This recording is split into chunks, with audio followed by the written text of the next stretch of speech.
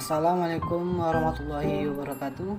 Perkenalkan, nama saya Bambang Irawan Sejali dengan NIM 209110032. Saya di sini akan sedikit menjelaskan tentang teori komunikasi dalam lingkup komunikasi kelompok.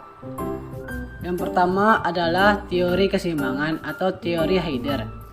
Teori ini dikemukakan oleh Heider yang menjelaskan bahwa sesuatu yang tidak seimbang akan menimbulkan ketidakselarasan dan ketegangan sehingga menimbulkan tekanan dalam hubungan.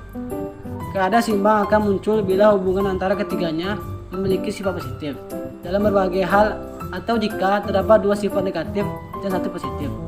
Semua kombinasi lain adalah tidak seimbang. Contoh kasus dari teori Heider atau teori keseimbangan adalah ketika sekelompok siswa yang sedang membuat tugas kelompok mereka yang terdiri dari 4 orang kelompok yang masing-masing dari mereka memiliki sifat yang berbeda-beda, dan ada satu keadaan individu yang kurang disukai oleh individu lainnya.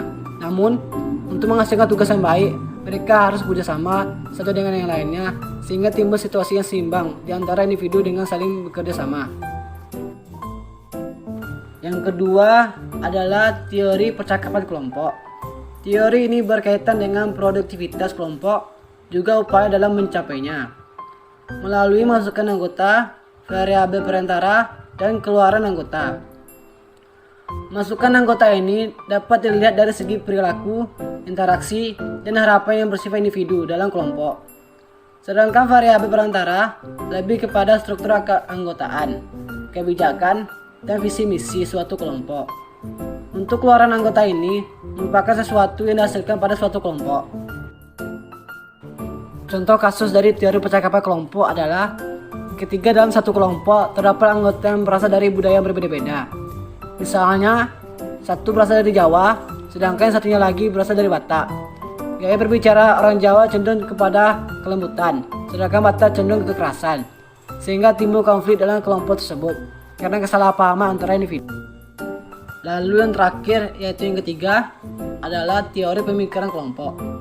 Teori ini telah dikemukakan oleh Irving L. Janis yang menyatakan bahwa terdapat adanya suatu kerangka atau model berpikir dalam suatu kelompok yang bersifat kohesif atau saling terpadu. Hal ini disebabkan oleh adanya situasi di mana suatu kelompok tersebut telah mengambil keputusan dalam kebijakan yang salah, yang disebabkan oleh suatu tekanan, maka akan mengakibatkan turunnya efisiensi mental setiap individu dalam kelompok, sehingga terjadilah konflik dalam suatu kelompok karena perbedaan pendapat. Demikianlah penjelasan saya tentang teori komunikasi dalam lingkup komunikasi kelompok. Jika ada salah kata atau penjelasan saya yang kurang, saya mohon maaf. Saya akhiri. Wassalamualaikum warahmatullahi wabarakatuh.